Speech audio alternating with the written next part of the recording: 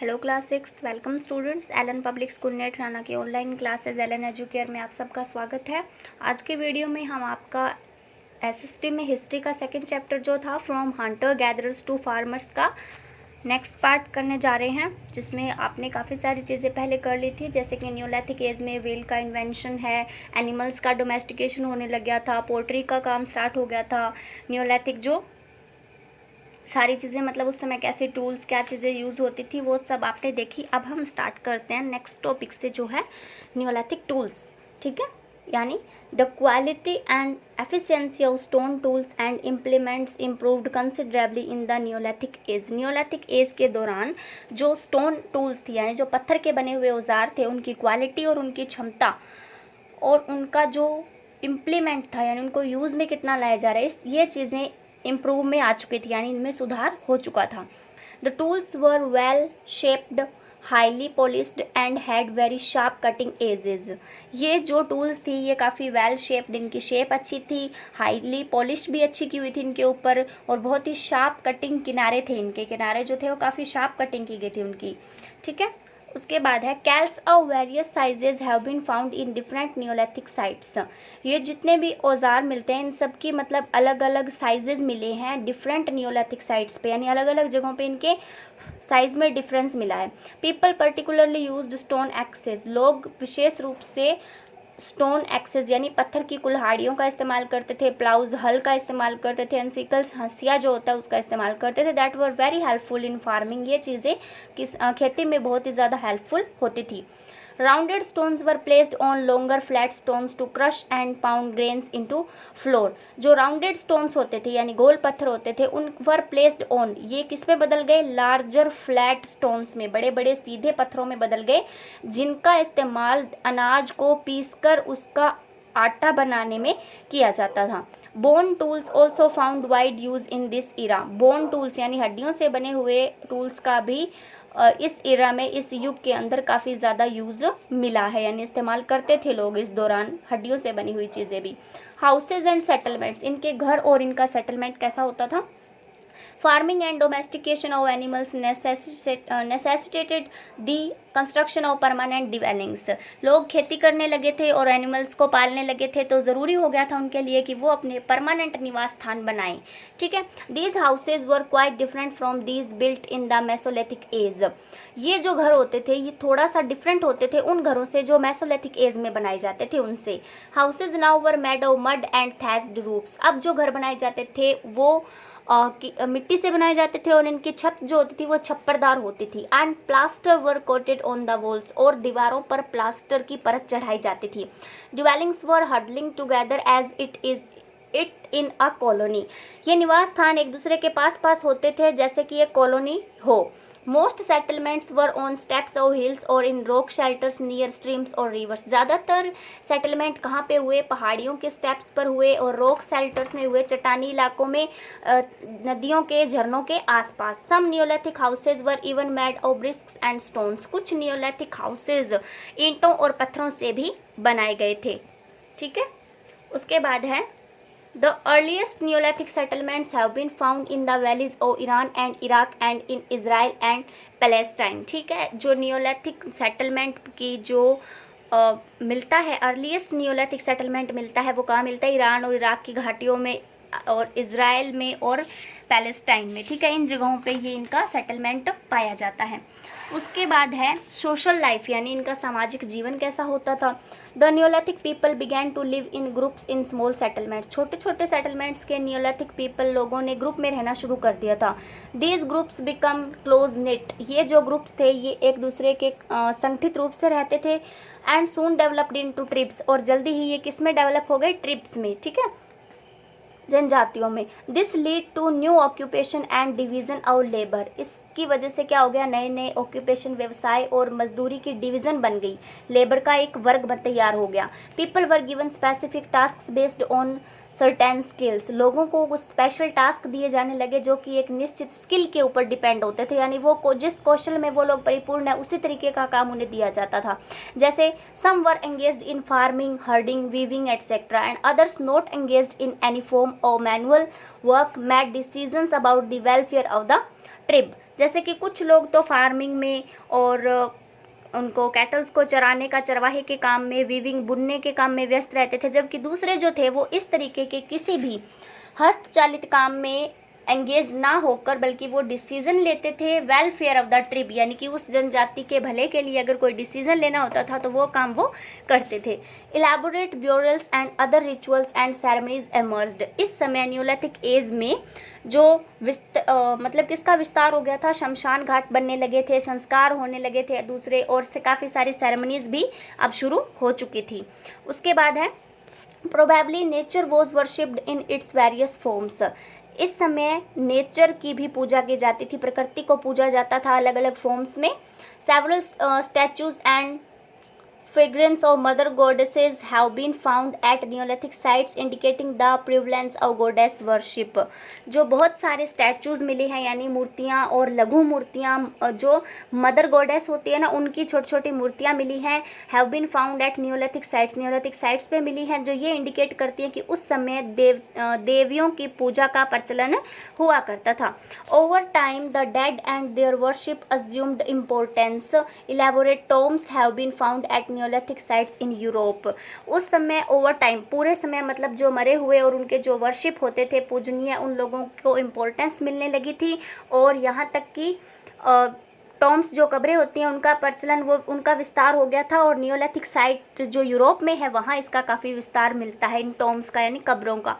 उसके बाद में ऑर्नामेंट्स यानी कि आभूषण। People made and wore ornaments of conch shells, lapis lazuli and turquoise beads.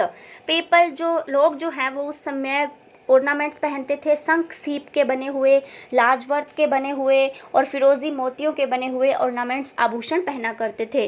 Remains of necklaces, bracelets and earring have been found from many neolithic sites. इसके अलावा necklace, हार, bracelet और कानों के झुमके भी न्यूलिथिक काफ़ी साइट्स पे इयरिंग्स भी मिले हैं। ठीक है, उसके बाद है neolithic sites in the north west case study Mehrgarh. Mehrgarh located in the Kachi plain of Balochistan, present day Pakistan. ठीक है, मेहरगढ़ जो है वो काची प्लेन यानी बलूचिस्तान में लोकेटेड था, जिसे आज प्रेजेंट डे में हम पाकिस्तान कहते हैं। Is a neolithic site dating 7000 to 3200 BCE। ठीक है, इस समय इनका माना जाता है साइट का dating. This site shows the earliest evidence of farming and herding in south Asia. ये जो साइट है ये दिखाती है कि सबसे पहले फार्मिंग और हर्डिंग साउथ एशिया में यहीं की गई थी। The site has been divided into 7 periods. इस साइट को 7 पीरियड्स में डिवाइड किया गया है, beginning from the pre pottery neolithic period. इसकी शुरुआत प्री पोट्री न्यूलिथिक पीरियड से होती है, जिसकी डेट 7000 BCE से मानी जाती है। Archaeologist believe that the site was abandoned some time between 2000 BCE and 2500 BCE। Archaeologist का ऐसा विश्वास माना जाता है कि ये साइट जो है ये उन्मुक्त थी सम टाइम, कुछ समय के लिए, किसके बीच में, 2000 BCE से 2500 BCE के बीच में ये उन्मुक्त हो चुकी थी। उसके बाद में है excavations at this site have show evidence of a gradual process of the transition from hunting gathering to cultivation of crops. जो मतलब इस साइट की जो खोज हुई है, इस साइट से जो चीज़ें मिली हैं खोज के दौरान, वो इस बात का सबूत पेश करती हैं कि यहाँ पर ग्रेजुअल प्रोसेस हुई है, जो ट्रांजिशन हुआ है, जो बदलाव आया है, कहाँ से, हंटिंग और गैदरिंग से सीधा लोग क्रॉप्स की कल्टीवेशन करने लगे, यानी फसल उगाने लगे। इस चीज़ का बदलाव यहाँ एविडेंस मिलता है। The early inhabitants grew barley, wheat, dates, fig and herded cattle, goats and ship.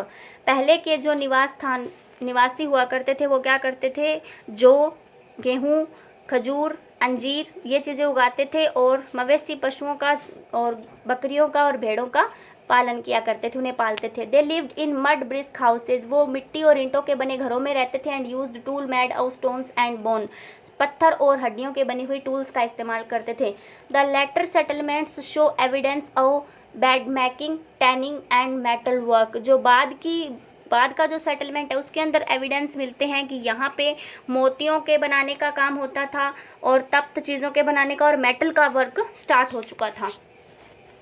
उसके बाद है, जैसे आप देख पा रहे हो, Mehrgarh pottery, female terracotta figurines, Mehrgarh और मेहरगढ़ एक्सकेवेटेड रूइंस। ठीक है, उसके बाद है handmade pottery developed by 6000 BCE। Handmade pottery develop हो चुकी थी 6000 BCE में। Terracotta figurances and pottery having beautiful geometric designs, bead ornaments, she shell and lapis lazuli jewelry have been found at this site। इस site के ऊपर terracotta में एक फिग्रेंस यानी कि छोटी मूर्तियाँ, लघु मूर्तियाँ मिली हैं। पोट्री का जो जियोमेट्रिक डिज़ाइन था वो काफ़ी ब्यूटीफुल होता था। मोतियों के बने हुए ऑर्नामेंट्स मिले हैं। शी सेल, समुद्र से जो शेल्स मिलती हैं वो भी यहाँ पे प्राप्त हुई हैं। कवच और लैपिस लॉजली यानी कि लाजवर्त आभूषण मिले हैं। ज्वेलरीज मिली हैं। फाउंड एट दिस साइट, इस साइट पे। In the last stage of development की आखिरी स्टेज में there are evidences of advanced techniques of manufacturing processes and long distance trade. इसके अंदर जो डेवलपमेंट का आखिरी स्टेज है उसके अंदर इस साइट पे जो सबूत मिले हैं वो है कि यहाँ पे टेक्निक्स का काफ़ी ज़्यादा प्रोसेस हुई थी टेक्निक्स की, और लॉन्ग डिस्टेंस ट्रेड, काफ़ी लंबा व्यापार भी यहाँ पे होने लगा था। उसके बाद है case study Burzahom. Burzahom was the first neolithic site to be discovered in Kashmir. Burzahom पहली ऐसी न्योलिथिक साइट थी जिसे कश्मीर में डिस्कवर किया गया था। Archaeologist have dated this site to around 3000 BCE। Archaeologist ने इसे डेट दी है, वो लगभग 3000 BCE के करीब है। The site is surrounded by forest and various water sources. इस साइट के चारों ओर काफ़ी जंगल और पानी के स्रोत हैं। Which explain why the area was chosen for a settlement, जो एक्सप्लेन करते हैं कि इस एरिया को सेटलमेंट के लिए क्यों चुना गया होगा। The earlier inhabitants of Burjaham used various polished stone, bone and antler tools। जो पहले के इनहेबिटेंट, जो यहाँ के निवासी थे बुरजाहम के, वो क्या करते थे, पॉलिश्ड स्टोन्स, पॉलिश किए हुए पत्थर, हड्डियाँ और इन टूल्स का इस्तेमाल करते थे। ठीक है, पत्थर और हड्डियों से बनी हुई टूल्स का इस्तेमाल करते थे। The bone tools included हार्पून्स for fishing. Bone tools के अंदर शामिल किया जाता था हार्पून्स, जो फिशिंग के काम आता था। नीडल्स फॉर शोइंग, नीडल है जो कि सिलाई के काम आती थी। एरो हेड्स, तीर और spear heads and daggers for hunting. ठीक है, शिकार के लिए कटार और भाले की नोक का इस्तेमाल किया जाता था। Handmade pottery in grey, brown and red has also been found at this site. Handmade pottery जो ग्रे कलर में, ब्राउन कलर में और रेड कलर में मिली है वो भी इस साइट पे मिली है। A peculiar feature of Burjaham is the prevalence of a number of pit shelters dug beneath the surface of the earth and plastered with mud। जो मतलब स्पेशली विचित्र यहाँ इस बुरजाहम की जो फीचर है, पर विचित्र जो बात है वो ये है कि इस समय बहुत सारे गड्ढे, मतलब ज़मीन के नीचे और अपने शेल्टर जो होता था जहाँ ये रहते थे उसके नीचे पिट, गड्ढे बनाने का प्रचलन उस समय काफ़ी ज़्यादा मात्रा में था, और बाद में उसे मिट्टी से प्लास्टर भी किया जाता था। These pit shelters were round और rectangular in shape। ये जो पिट गड्ढे थे रहने के लिए बनाए जाते थे, ये शेप में गोल भी होते थे और रेक्टेंगुलर भी होते थे। Narrow at the top and wider at the base। नीचे से ये चौड़े और ऊपर से संकरे होते थे। Holes were dug around the pits for ventilation। इन गड्ढों के चारों ओर होल्स बनाए जाते थे ताकि हवा का आना जाना रहे, यानी वेंटिलेशन के लिए। These pit shelters are believed to have offered protection from the harsh winters. ये जो पिट शेल्टर्स थे, ऐसा विश्वास माना जाता है कि ये प्रोटेक्ट करते थे आदमी को, बहुत ज़्यादा सर्दी से प्रोटेक्ट करने के लिए ये बनाए जाते थे। About 2000 BCE the inhabitants gradually shifted to mud houses that were built above the ground. फिर बाद में जो इनहेबिटेंट्स हैं, निवास स्थान है, वो ग्रेजुअली शिफ्ट हो गए मिट्टी के बने हुए घरों में, और जो ग्राउंड के ऊपर बनाए जाते थे, ज़मीन के ऊपर। A new shiny and polished pottery emerged. एक नई चमकदार और पॉलिश की हुई पोट्री एमर्ज हो चुकी थी, यानी अब बनने लगी थी। द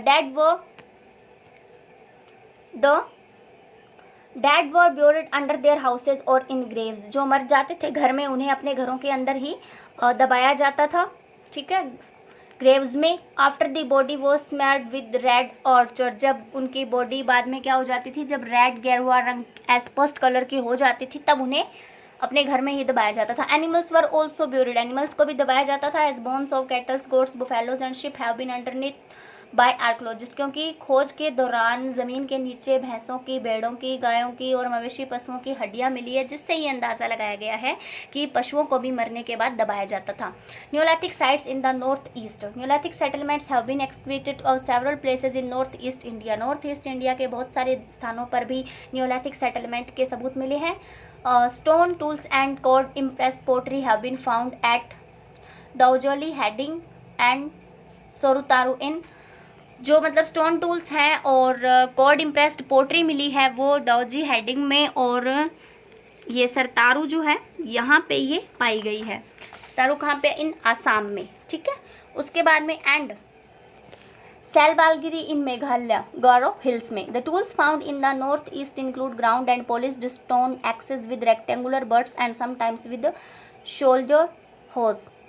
जो टूल्स नॉर्थ ईस्ट में पाई गई हैं इंक्लूड ग्राउंड, ज़मीन को शामिल करते हुए, पॉलिश्ड स्टोन्स एक्सेस हैं, पत्थर के बने हुए कुल्हाड़ियाँ जिन्हें पॉलिश किया जाता था। इनका हत्था क्या होता था? रेक्टेंगुलर होता था। और समटाइम्स क्या, कई बार क्या मिलते थे? कुदाल जो होते हैं जो कंधे पर रखकर इस्तेमाल किए जाते हैं उनका भी यहाँ पे मिला है, कई बार ये भी यूज़ किए जाते थे। केस स्टडी दार्जिलिंग हेडिंग की। Daojali Hading is a neolithic site situated in the hills near the Brahmaputra valley in Assam में है ये। Celts, mortars and pestles made of ground and polished stone have been found here. यहाँ पे स्टोन को पॉलिश करके और ग्राउंड के अंदर काफ़ी सारे टॉप, कटल्स और ये चीज़ें बनाई हुई मिली हैं। This suggested the people use to crush grains to prepare food. इस बात से ये सजेस्ट होता है कि लोग, यहाँ के लोग अनाज को क्रश करके उससे भोजन बनाते थे, पीस कर। The stone jadeite underneath from this site indicates it might have been brought from China. जो स्टोन्स हैं वो ज़मीन के अंदर इस स्थिति में मिले हैं जो इंडिकेट करते हैं कि यहाँ जो चीज़ें हैं वो चाइना से लाई गई थी। As the site lies close to the Myanmar, क्योंकि ये जो साइट है ना ये म्यांमार के करीब है, चाइना लैंड रूट, और ये चाइना का लैंड रूट था। Handmade grey and brown pottery has also been excavated here. यहाँ पे हाथ की बनी हुई ग्रे और ब्राउन कलर की पोट्री भी मिली है। The people practised shifting cultivation and grew root vegetables like yams and taro. लोग क्या करते थे? शिफ्टिंग कल्टीवेशन करते थे और जो रूट वेजिटेबल्स होती हैं, जो जड़ वाली सब्जियां होती हैं वो उगाते थे, जैसे यम और tarot.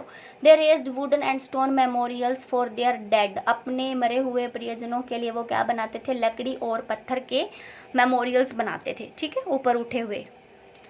How did the development of farming help in emergence of other occupations like pottery and ornament making. Pottery और ऑर्नामेंट मेकिंग को कैसे हेल्प मिली थी जब फार्मिंग का डेवलपमेंट हुआ? यूज द इंटरनेट और books from your library to find out the kind of food that neolithic humans consumed, like list the details in your notebook. Okay, तो students आपको अपने चैप्टर रीड करते रहना है जो वीडियोस दी जाती है उसके थ्रू, और जितना भी होमवर्क आपको सेंड किया जाता है वो भी आप अपनी नोटबुक में करते रहिए। Okay, thanks and have a nice day.